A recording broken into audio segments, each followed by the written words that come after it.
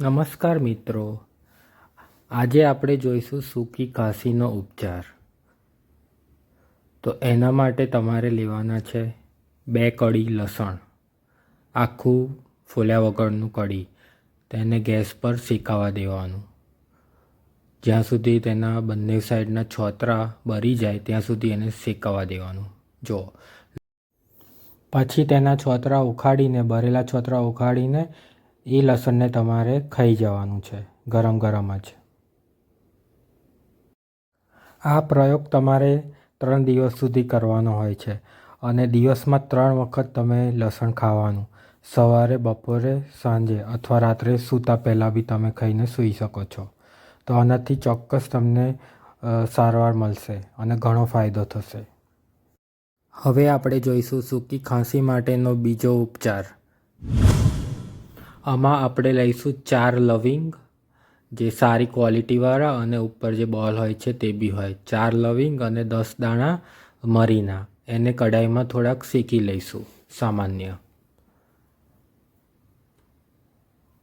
શેકાઈ જાય એટલે એને આપણે એક ખલની અંદર કાઢી લઈશું.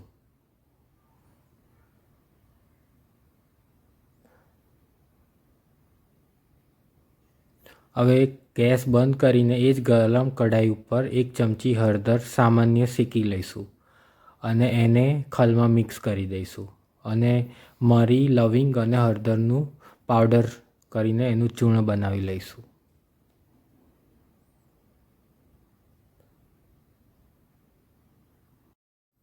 હવે તેની અંદર 1 ચમચી મધ ઉમેરીશું આ મિશ્રણની અંદર અને બધું સરખી રીતે ભેગું કરી દઈશું. આ મિશ્રણને તમે દિવસમાં 3 વખત ચાટી શકો છો, સવાર, બપોર, સાંજે અને રાત્રે સૂતા પહેલાં બી.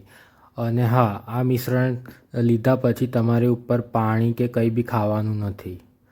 અથવા તમે આ મિશ્રણને 1 ચમચી મિશ્રણ લઈને ગરમ પાણીમાં મિક્સ કરીને તમે પી શકો છો.